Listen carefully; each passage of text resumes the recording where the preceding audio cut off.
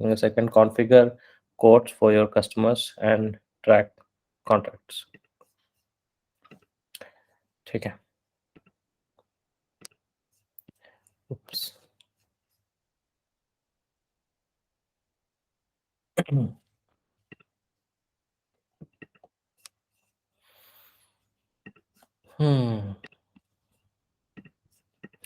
ठीक है, तो इसमें हम लोग सीखने वाले हैं explain how code templates help sales representatives efficiently prepare quotes for customers, set up quote templates, create contracts.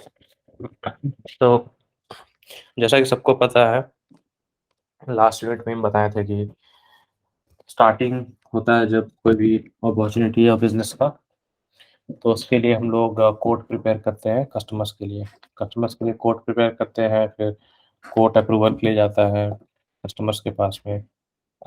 Code जब अप्रूव हो गया आ जाता है, देन कॉन्ट्रैक्ट साइन होता है. ठीक है, तो यहाँ पे हम लोग डिटेल में देखने वाले हैं कि कैसे हम लोग कोड का टेम्पलेट डिज़ाइन करेंगे और कैसे कस्टमर्स के लिए कोड हम लोग बनाएंगे. कोड का टेम्पलेट कैसा होना चाहिए, उसको कैसे सेटअप करना है, और कॉन्ट्रैक्ट कैसे क्रिएट करेंगे हम लोग. ठीक है, कोड और कॉन्ट्रैक्ट ये सब टर्म्स तो सबको अभी तक क्लियर हो गया है ना. प्रोडक्ट क्या होता है, कोड क्या होता है, कॉन्ट्रैक्ट क्या होता है, ये सब क्लियर ना टर्म्स. नहीं क्लियर तो हम फिर से बता देंगे.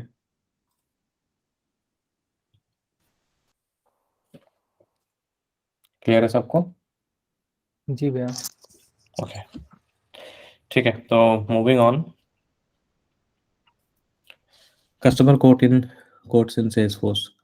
अब कोट्स तो हम लोग जानते हैं, जैसे इन जनरल लेमन टर्म में कोट्स वही होता है. आप कोई भी कंपनी के पास, कोई भी शॉप में अगर आप जाते हो कोई भी चीज़ परचेज करने के लिए, तो आप कोट मांगते हो कि आप अपना कोड दो मुझे, क्या कोट कर रहे हो आप मुझे. सो इन सेल्सफोर्स हम लोग जो कस्टमर कोट्स बनाते हैं वो कैसे होता है.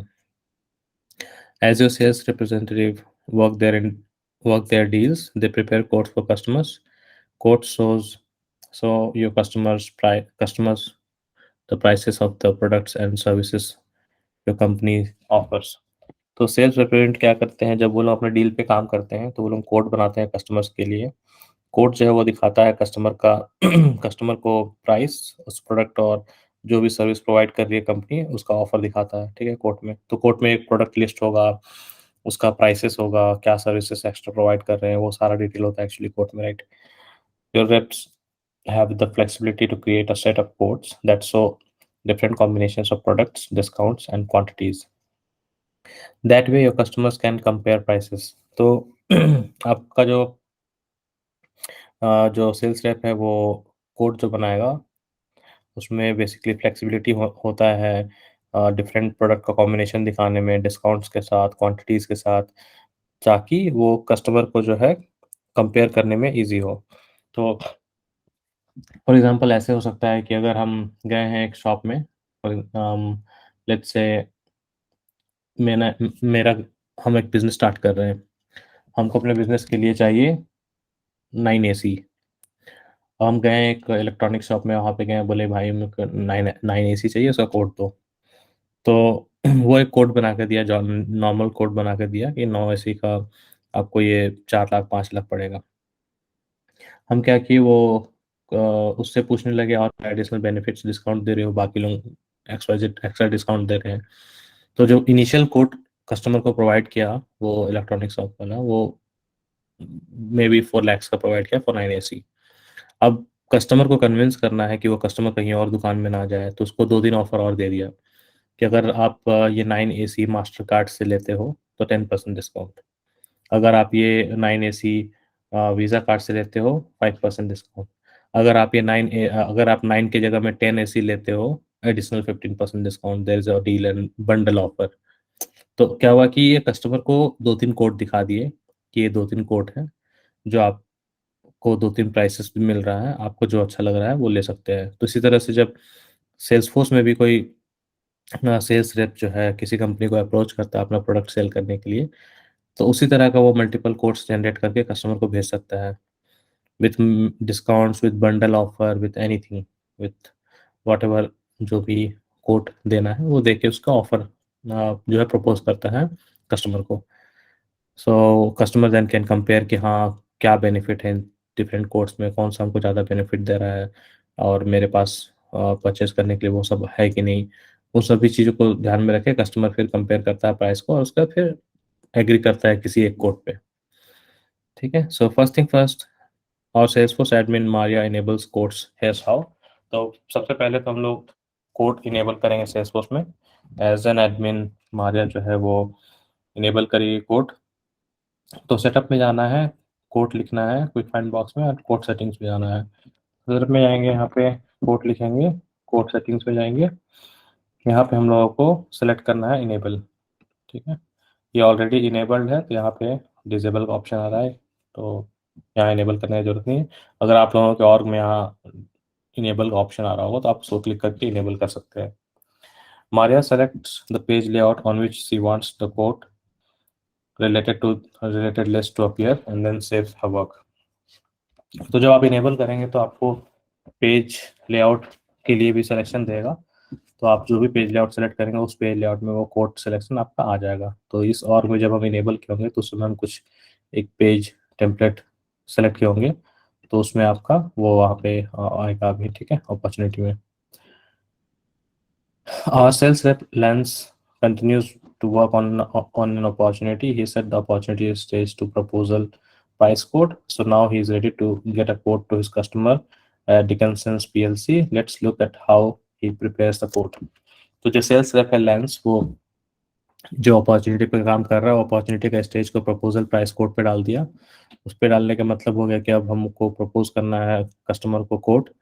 तो यहाँ से वो कस्टमर जो है डिकिंसन पीएलसी, उसको वो कोड करना है उसको, तो अब वहाँ से वो कैसे प्रिपेयर करेगा कोड वो हम लोग देखते हैं। तो कैसे कोड क्रिएट करते हैं। सो create code, Lance is at the proposal stage in his opportunity from which he creates his code. From the opportunity he starts a new code। तो हम लोग अपॉर्चुनिटी पे जाएंगे,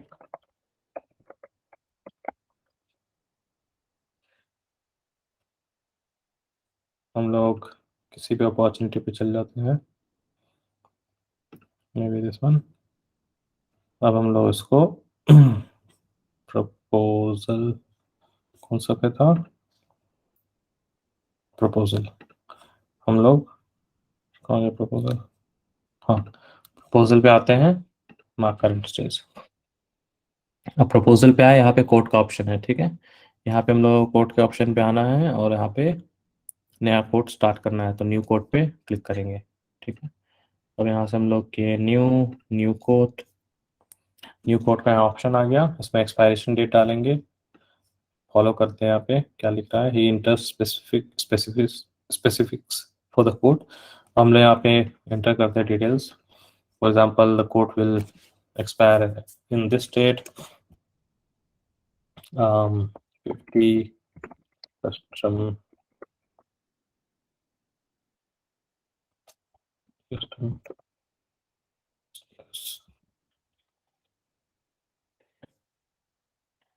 then we have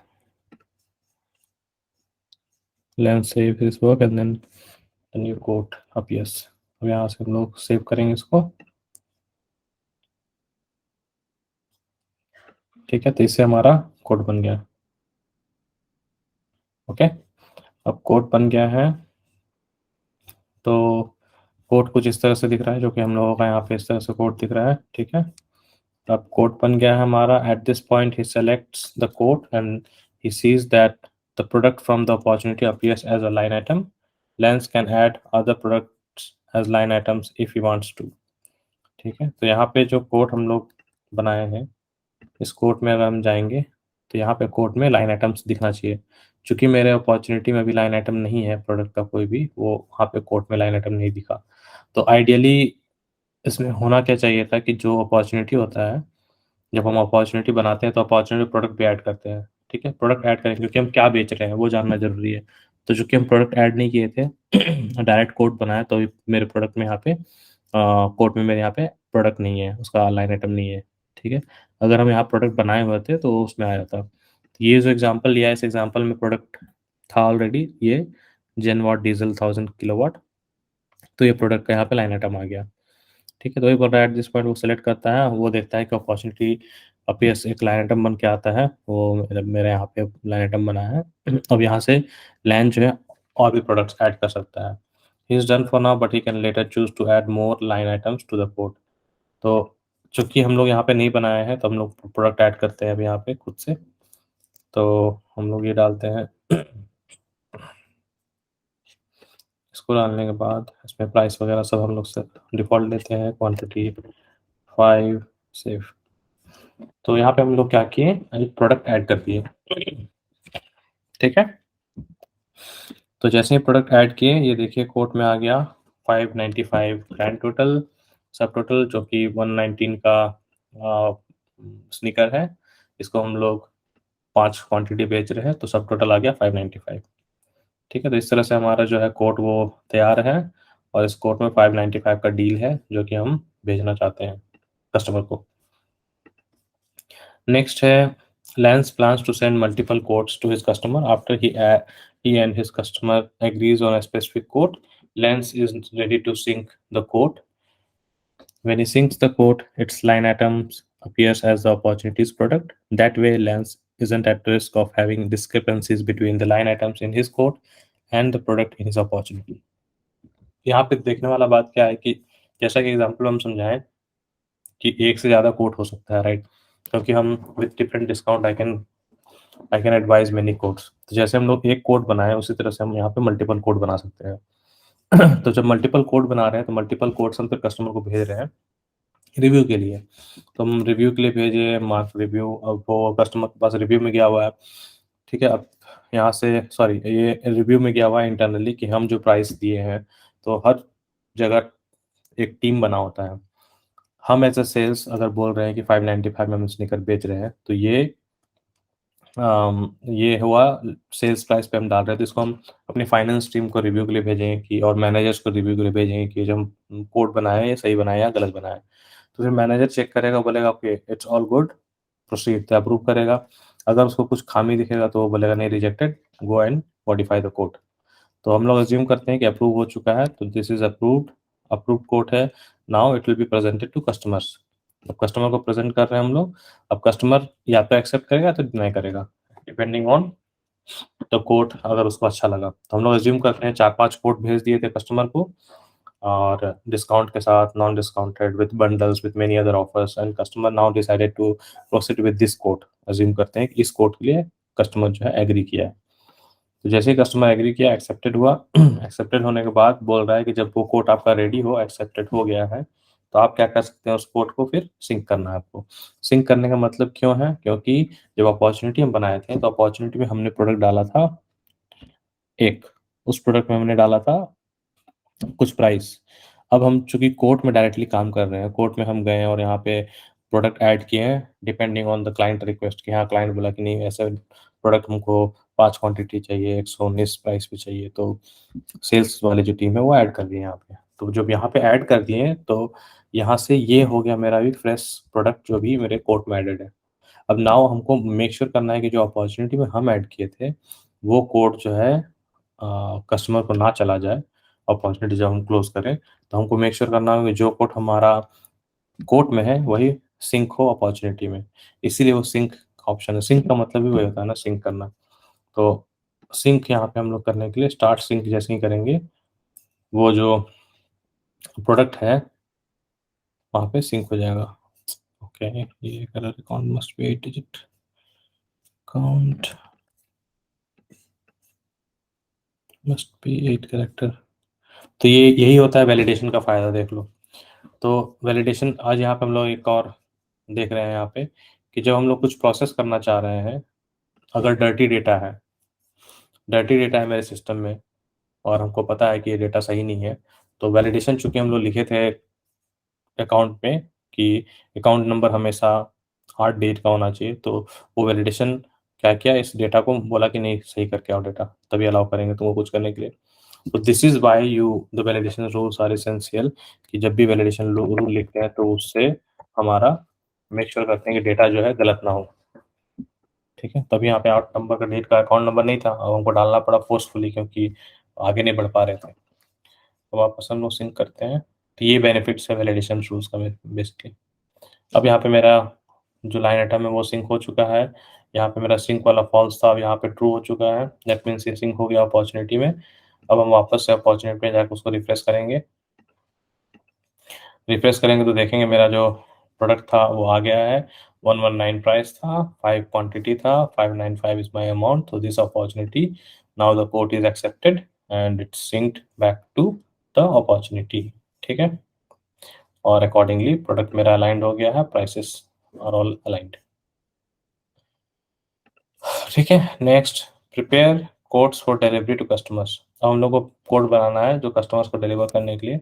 you learn how sales reps creates quote, now it's time to see what happens with those quotes afterward. It involves you to so it involves you so read on. Your sales reps generate PDF files for the codes they send to their customers. Salesforce include a standard template, but sometimes your reps wants to generate code PDF files with different details. तो यहाँ पे बता रहा है कि हम लोग तो कोड प्रिपेयर कर लिए, फाइनलाइज कर लिए कौन सा कोड कस्टमर को डिलीवर करना है। अब जब फाइनलाइज कर लिए हैं, सेल्स रेप क्या करती है, उस कोड को जनरेट करेगी इन पीडीएफ फॉर्मेट। पीडीएफ फॉर्मेट में जनरेट करने के बाद उसको कस्टमर को भेज देंगे हम लोग। और इसमें हम लोगों का स्टैंडर्ड टेम्पलेट है सेल्सफोर्स का, जो कि है ऑलरेडी उसमें, लेकिन कभी कभी होता है कि आपको कुछ एक्स्ट्रा डिटेल चाहिए होता है, कस्टमर स्पेसिफिक डिटेल्स, तो उसको हम लोग चेंज करना होता है, तो उसको हम लोग चेंज भी कर सकते हैं। Take for example the reps at Pusa measure, they want to include tax in the grand total, but exclude the tax line item when they provide quotes to customers for service plans. So their admin Maria creates a template for them. Here's how. तो यहाँ पे standard template जो था, standard template में ये जो अभी requirement है ये नहीं था। तो रिक्वायरमेंट ये है कि एक टैक्स डालना है हम लोगों को, और उसमें ग्रैंड टोटल से टैक्स का हम लोग को एक्सक्लूड कर देना है, और हम लोगों को टैक्स लाइन आइटम जो है उसको कस्टमर में बेसिकली वहाँ पे डालना है। ठीक है, और इसके लिए एडमिन जो है मारिया, वो अभी टेम्पलेट क्रिएट करेगी। ओके, सो टैक्स डालने के लिए हम लोग कोड टेम्पलेट में जाएंगे।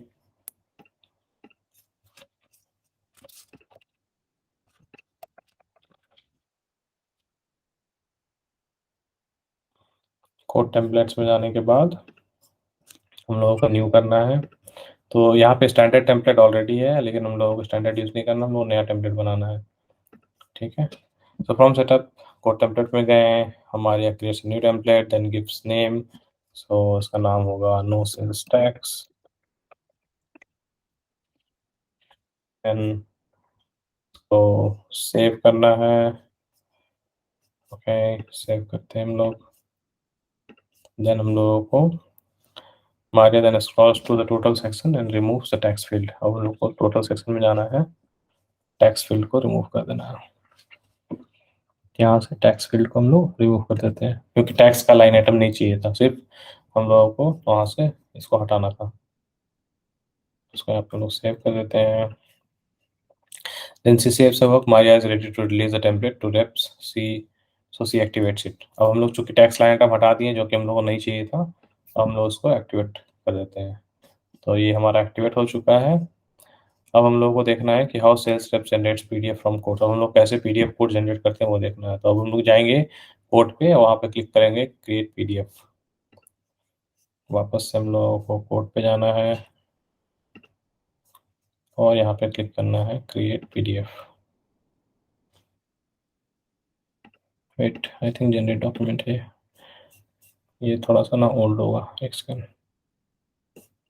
नहीं, एक सेकंड। क्रिएट पीडीएफ का बटन आई थिंक नहीं है क्या? ओके, ये लेआउट में नहीं है।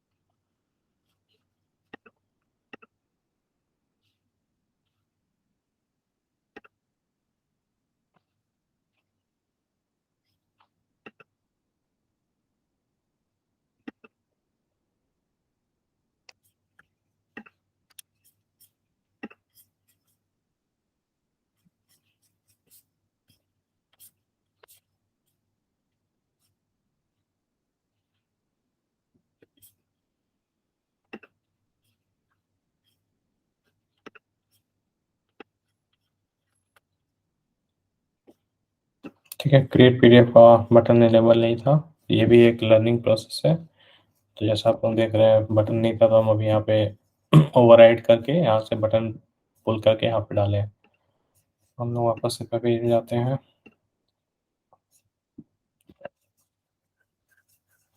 अभी क्रिएट पीडीएफ का बटन आ गया, ठीक है। इसको क्लिक करेंगे तो यहाँ से अब हमारा आ रहा है चूज करने का ऑप्शन। तो ये नो सेल्स टैक्स बनाए थे, नो सेल्स टैक्स बन क्लिक किए, यहाँ से क्रिएट पीडीएफ किए। तो इसको जैसे ही किए करेंगे तो एक पीडीएफ का प्रीव्यू आएगा। चूंकि हम लोग ये जो बनाए हैं कोड, इसमें हम लोग टैक्स को हटाएंगे, तो हम लोग को देखना है टैक्स हटा कि नहीं। तो देख सकते हैं यहाँ पे सब टोटल 595, यहाँ पे टैक्स का जो लाइन है वो हट चुका है। कोड पीडीएफ जनरेट हो चुका है विद ऑल दिस डिटेल्स। जब क्रिएट हुआ है, एक्सपायरी कब होगा, कोड नंबर क्या है, ये सारा इंफॉर्मेशन आ गया हमारा। और इन सभी इंफॉर्मेशन के साथ में हम लोग देख पा रहे हैं कि क्या आइटम हम लोग सेलेक्ट किए हैं। तो ये क्लाउड किक्स का cloud cushion Alice blue sneaker select किए हैं। एक का लिस्ट प्राइस 119, सेल्स प्राइस 119 और क्वांटिटी 5 लिए तो 595 का टोटल आ रहा है। तो ये कोड जनरेट हो गया हमारा विद सब टोटल। और यहाँ पे signature, name, details, title, date वगैरह डालेंगे जब कोड एक्सेप्ट करेगा कस्टमर। अब इस कोड को सेव कर देते हैं हम लोग।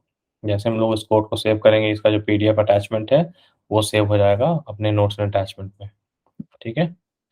सो इसके थ्रू आप हम लोग ये सीख लिए कि कैसे पीडीएफ जनरेट करते हैं और कैसे उसको स्टोर करते हैं। तो कोड, पीडीएफ और अटैचमेंट दोनों में ये हमको अब दिख रहा है जो हम लोग बनाए हैं अटैचमेंट, ठीक है। वो नेक्स्ट है आपका यहाँ से कस्टमर कॉन्ट्रैक्ट्स इन सेल्सफोर्स। अब हम लोग कोड बना चुके हैं, अब हम लोग देखेंगे इसका कॉन्ट्रैक्ट्स वगैरह जो है वो कैसे सेल्सफोर्स पे काम करता है। When a customer decides which products or services to buy, your representative delivers a contract that documents the prices and terms both parties agrees to. Lots of companies use contracts to set the terms for doing business with other companies. तो जैसा हमें पता है कि contracts क्या होता है, वो टर्म्स एंड कंडीशंस होता है कोई भी बिजनेस के लिए। तो कॉन्ट्रैक्ट हम बता रहे थे आप लोगों को कि कॉन्ट्रैक्ट हम लोग कभी भी दो पार्टी के बीच में करते हैं, दो बिजनेस के बीच में, दो इंडिविजुअल के बीच में। कॉन्ट्रैक्ट बिजनेस टू बिजनेस भी हो सकता है, बिजनेस टू कस्टमर भी हो सकता है, person individual and individual to individual भी हो सकता है। नॉर्मल कॉन्ट्रैक्ट अगर हम ध्यान दें, अगर इन लेट हम सेल्स को थोड़ी देर के लिए साइड रखें, तो आप समझ सकते हैं कि जो हम लोग अगर रेंट लेते हैं, कोई भी दुकान रेंट पे लेते हैं या फिर कोई घर रेंट पे लेते हैं, तो उसका एक एग्रीमेंट होता है। उस एग्रीमेंट में भी टर्म्स एंड कंडीशंस होते हैं। तो that is also a contract, ठीक है। तो कॉन्ट्रैक्ट कैन बी एनीथिंग। तो यहाँ पे जब हम बिजनेस टर्म में बात कर रहे हैं कि जब हम सेल्स को सॉफ्टवेयर में हम लोग कॉन्ट्रैक्ट की बात कर रहे हैं, तो यहाँ पे बता रहे हैं कि जब कोई प्रोडक्ट हम बेच रहे हैं किसी क्लाइंट को और that product will be basically given for, let's say, for a certain period of time, 12 months, 24 months whatsoever, तो उसके लिए भी एक टर्म्स एंड कंडीशंस होता है, वो उस कोड के साथ आता है। तो यहाँ बता रहा है कि जो कोड आप जनरेट कर रहे हो, कोड से जो प्राइसेस आएगा और जो आइटम्स आएंगे, उन प्राइस, आइटम्स एंड एवरीथिंग के साथ आप एक टर्म्स एंड कंडीशंस भी डालते हो, उसमें एक डॉक्यूमेंट भी सेंड आउट करते हो, ठीक है। और ये उनको सेंड करते हो जिनके साथ आप बिजनेस करना चाहते हो, और उस बिजनेस के अकॉर्डिंग जो टर्म्स है वो आप सेट करते हो। Salesforce helps you Salesforce helps your reps create, track, and manage the contracts they deliver for their accounts and opportunities. Reps track contracts through your company's approval process,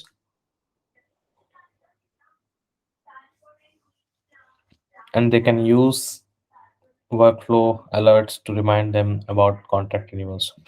तो यहाँ पे Salesforce क्या provide करता है out of the box आपको create करने के लिए, ट्रैक करने के लिए, मैनेज करने के लिए सारा कॉन्ट्रैक्ट को Salesforce आपको हेल्प करेगा। आप क्रिएट कर सकते हो, ट्रैक भी कर सकते हो, मैनेज भी कर सकते हो सारा कॉन्ट्रैक्ट्स को।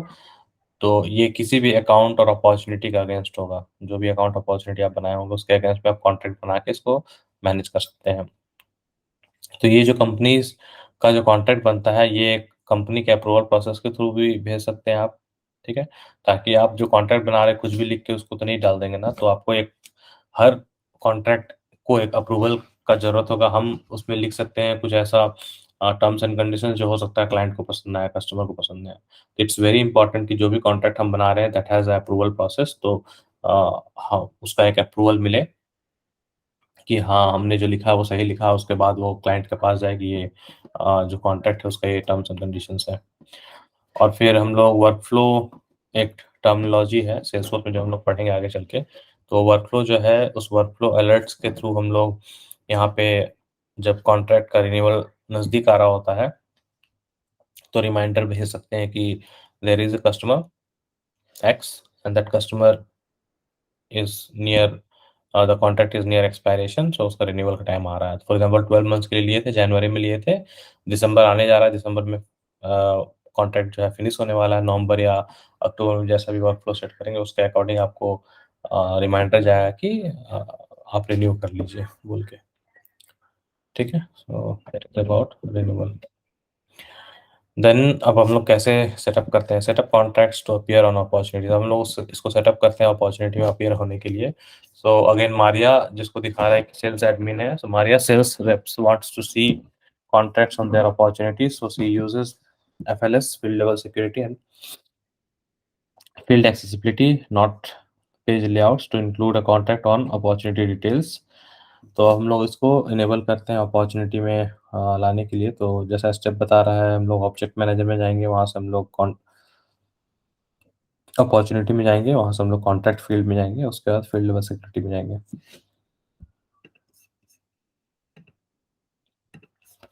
ओके, यहाँ पे आए सेटअप में, ऑब्जेक्ट मैनेजर में आए, अपॉर्चुनिटी में आए, यहाँ से हम लोगों को जाना है कॉन्ट्रैक्ट फील्ड में।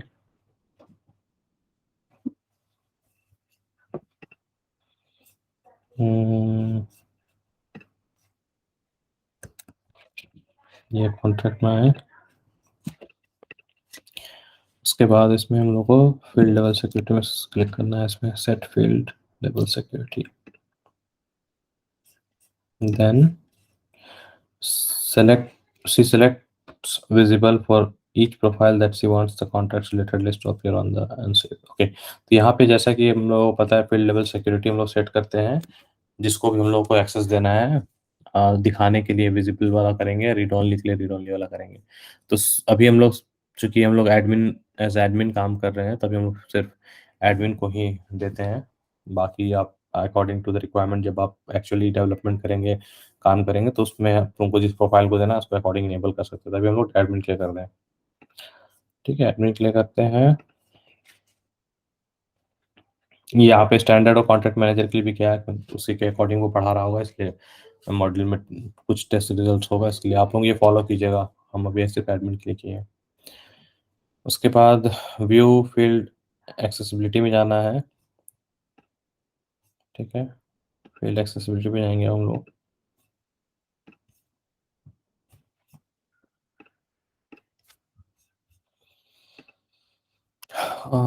यहाँ पे हम लोगों को सेलेक्ट करना है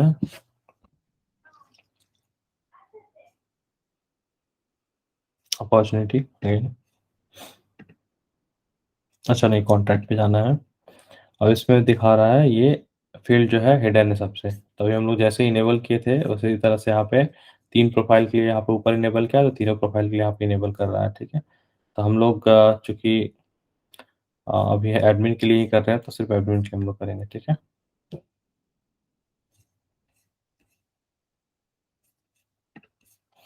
तो एडमिन के लिए हम लोग हिडन में क्लिक करेंगे। यहाँ क्लिक करने के बाद हम लोग नेक्स्ट बोल रहा है विजिबल पे क्लिक करने के लिए। ठीक है, and save. Okay, page layout पे विजिबल कर देंगे हम लोग, उसको फिर सेव कर देंगे। ठीक है, तो अभी यहाँ पे वापस हिडन से एडिटेबल हो गया, and that is how it is showing. Then now mark editable हो गया। अब जो हम लोग को वेरीफाई करना है, तो वेरीफाई करने के लिए हम लोग जाएंगे अपॉर्चुनिटी में, वहाँ पे हम लोग करेंगे ऐड कॉन्ट्रैक्ट को। ठीक है, तो हम लोग अपॉर्चुनिटी में जाते हैं, तो इसी अपॉर्चुनिटी में जाते हैं, यहाँ पे डिटेल्स में जाते हैं।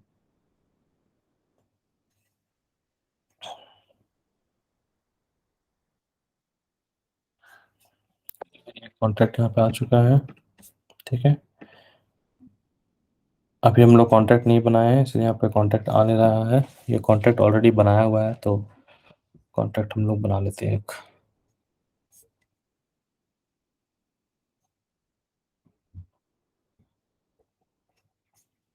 इसमें कॉन्ट्रैक्ट बनाने का स्टेप्स नहीं दिया था ना,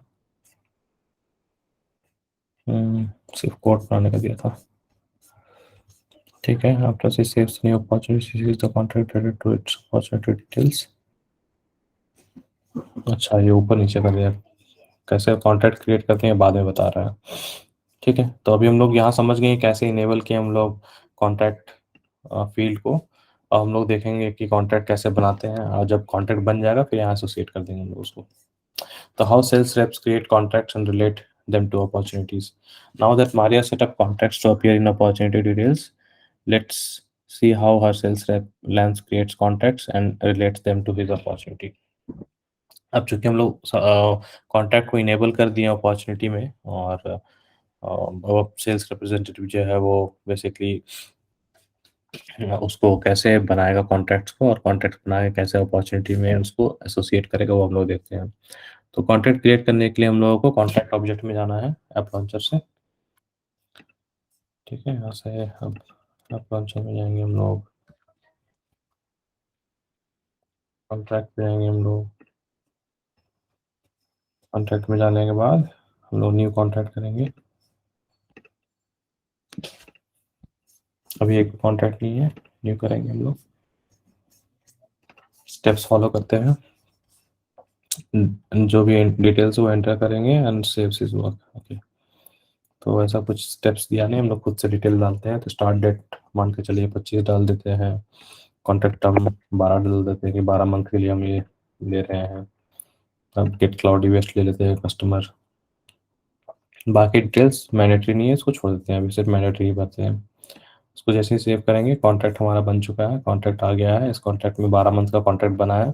जो भी प्रोडक्ट हम बेचने वाले हैं उसका जो भी टर्म्स है उसके लिए कॉन्ट्रैक्ट बनाए हैं, एंड दिस इज फॉर 12। तो एंड डेट अकॉर्डिंगली वो कैलकुलेट हो गया है। स्टार्टिंग मेरा 25 जुलाई को, तो 24 जुलाई 2023 को वो कैलकुलेटेड कॉन्ट्रैक्ट एंड डेट आ गया है, depending on my start date and contract term, ठीक है।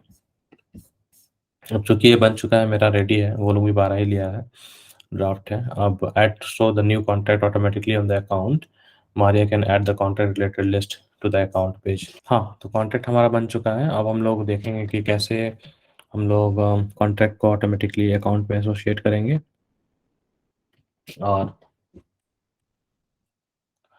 And Maria can add the contracts list to the, okay. और कैसे मारिया जो है अकाउंट में कॉन्ट्रैक्ट का रिलेटेड लिस्ट डालेगी, ठीक है ना, वो हम लोग चेक करते हैं। नाउ यहाँ पे अभी हम लोग वापस से आते हैं कॉन्टैक्ट में। तो कॉन्टैक्ट हमारा बन चुका है, गेट क्लाउडी वेस्ट में कॉन्टैक्ट बना हुआ है, इस अकाउंट का एसोसिएट किए हुए हैं।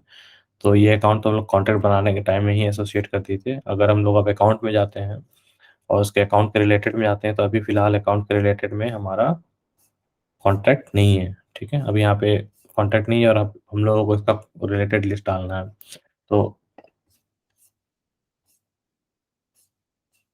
यहाँ पे स्टेप्स दिया हुआ है कि नहीं वो देख लेते हैं, फिर हम बताते हैं। टू एन अपॉर्चुनिटी, ठीक है, ये वाला, ओके। तो यहाँ पे नहीं बताया। तो यहाँ पे मेनली बोल ये रहा था कि कैसे हम लोग जब एसोसिएट करते हैं कॉन्ट्रैक्ट को अकाउंट के साथ में, तो अकाउंट में जो कॉन्ट्रैक्ट का रिलेटेड लिस्ट है उसको पेज लेआउट में ऐड करने के बाद कैसे उसको हम लोग देख पाएंगे, ठीक है। क्योंकि मेरा कॉन्ट्रैक्ट एसोसिएटेड है, अब हम लोग रिलेटेड लिस्ट सबको पता है, चेंज करने के लिए हम लोग पेज लेआउट में जाते हैं। तो डायरेक्ट पेज लेआउट में जाने से मतलब हम डायरेक्ट एडिट पेज में यहीं से चले जाते हैं, यहाँ से पेज लेआउट मिल जाता है। तो यहाँ पे जाने के बाद हम लोग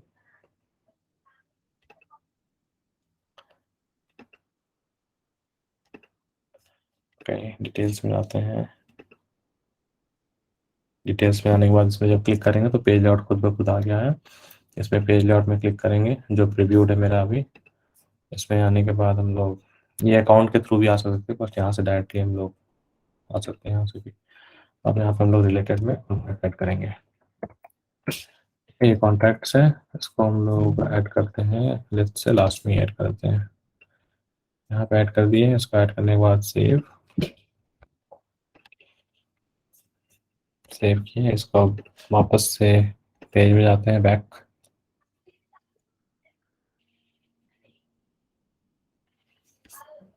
अब चूंकि हम लोग ऐड कर चुके हैं रिलेटेड, तो देखिए अकाउंट में जहाँ ऐड किए थे पार्टनर्स के बाद यहाँ पे वो कॉन्टैक्ट भी आ गया रिलेटेड में, ठीक है।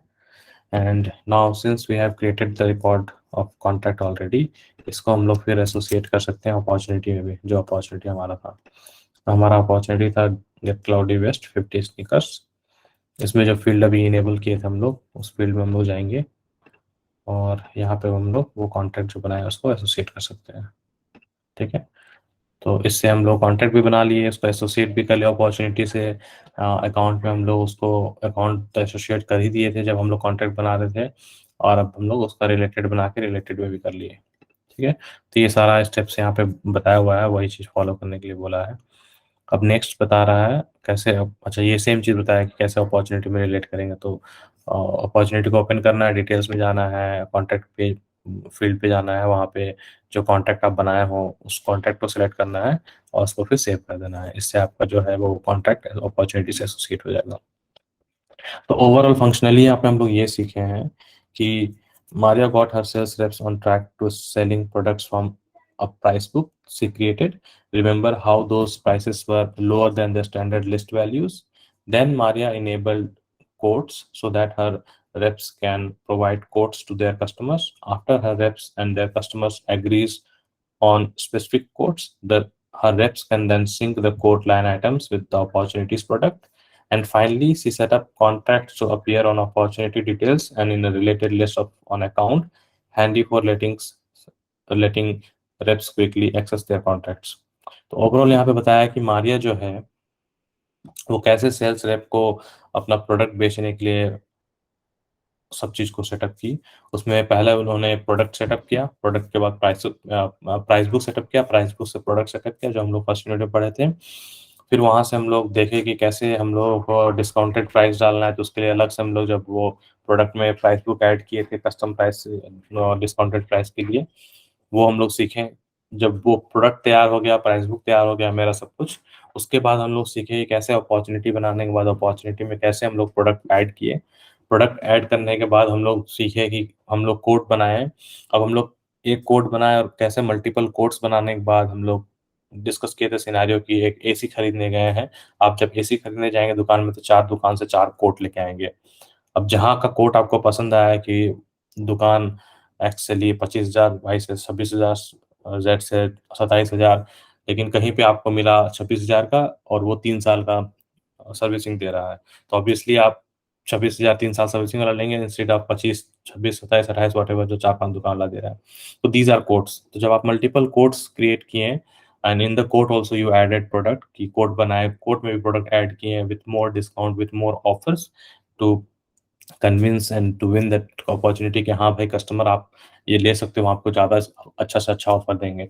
फाइनली जब वो कोड एग्री होता है, कस्टमर एग्री करता है कि yes I am okay now I will by your product, जब प्रोडक्ट बाय करने के लिए एग्री करता है कस्टमर, तो वो कोड जो है वो अप्रूव हो जाता है। After that code is approve, आप उसको सिंक करते हैं। सिंक जैसे ही करते हैं, सिंक करने के बाद वो अपॉर्चुनिटी से सिंक हो जाता है, तो जो प्रोडक्ट आप फाइनली बेच पाए वो कस्टमर को with whatever offers you have given, वो आपका अपॉर्चुनिटी में सिंक हो जाता है और वो प्रोडक्ट का जो प्राइस है वो अकॉर्डिंगली अपॉर्चुनिटी में आ जाता है। इससे आपका टोटल कैलकुलेशन हो जाता है अपॉर्चुनिटी में। आफ्टर दैट जब सिंक हो गया, प्रोडक्ट बन गया, अप्रूव हो गया, सब कुछ हो गया, अब फाइनली आपको कॉन्ट्रैक्ट बनाना है जो कि आपका कस्टमर और आपके बीच में बनेगा कि आप प्रोडक्ट भी सेलेक्ट कर लिए, प्राइस भी एग्री हो गया, आप लेट्स साइन द कॉन्ट्रैक्ट और स्टार्ट द बिलिंग। तो उसके लिए आप फिर कॉन्ट्रैक्ट बनाते हो, कॉन्ट्रैक्ट में सारा टर्म्स एंड कंडीशन, सारा इन्फॉर्मेशन पुट डाउन करते हो, सारा फाइनल प्राइस डालते हो, कॉन्ट्रैक्ट पीरियड डालते हो, कब से स्टार्ट होना है कॉन्ट्रैक्ट वो डालते हो, कब एक कॉन्ट्रैक्ट एंड डेट होता है, ये सारा इन्फॉर्मेशन जब आप कैप्चर कर लेते हैं कॉन्ट्रैक्ट में, आफ्टर दैट वो कॉन्ट्रैक्ट आप अपॉर्चुनिटी में टैग कर देते हैं। और जब वो कॉन्ट्रैक्ट बनाते हैं, उस कॉन्ट्रैक्ट को आप अकाउंट से एसोसिएट करते हैं एंड देन उसको उस कॉन्ट्रैक्ट को अपॉर्चुनिटी में डाल देते हैं। तो इससे क्या होगा कि अपॉर्चुनिटी से आपका वो कॉन्ट्रैक्ट एसोसिएटेड हो जाता है, जो भी कॉन्ट्रैक्ट साइन होगा, एंड देन अकाउंट से भी आप देख सकते हो रिलेटेड में जाके कितने सारे कॉन्ट्रैक्ट्स हैं मेरे अकाउंट में ऑलरेडी जो हम साइन किए हुए हैं कस्टमर के साथ में। ठीक है, तो प्रोडक्ट बन गया, डिस्काउंट मिल गया, कोट बन गया, कोट अप्रूव हो गया, प्रोडक्ट बिक गया, अपॉर्चुनिटी क्लोज हो गया, कॉन्ट्रैक्ट साइन हो गया, सब कुछ हो गया। ठीक है, तो ये पूरे प्रोसेस में एक्चुअल टर्म्स एंड कंडीशंस आप लोग नहीं देखे होंगे, एक्चुअल चीज़ नहीं देखे होंगे, ये ट्रेनिंग है, बट इवेंचुअली आप लोगों को ये पूरा प्रोसेस समझ में आ गया होगा कि ये प्रोसेस क्या हुआ। ठीक है, ऑल गुड, कोई क्वेश्चन? जी भैया। भैया जब हम पीडीएफ क्रिएट करते हैं तो उसको कस्टमाइज भी कर सकते हैं? हाँ हाँ, कर सकते हैं, वही टेम्पलेट क्रिएशन जो स्टेप्स था उसी पे करते हैं ना। जो भी टेम्पलेट अभी दिया हुआ है वो स्टैंडर्ड टेम्पलेट को हम लोग क्लोन किए थे। ये ये टेम्पलेट यहीं पे है ना, तो यहाँ पे अगर कुछ ऐसा टेम्पलेट बनाना है जो तुमको खुद से अपना एक टेम्पलेट बनाना ऑल टुगेदर, वो भी टेम्पलेट डिजाइन कर सकते हो अपने हिसाब से। जी भैया। ठीक है ना। भैया लास्ट में जो प्रोसेस बताया भैया उसको वीडियो में कट मत कीजिएगा तो। कौन सा प्रोसेस?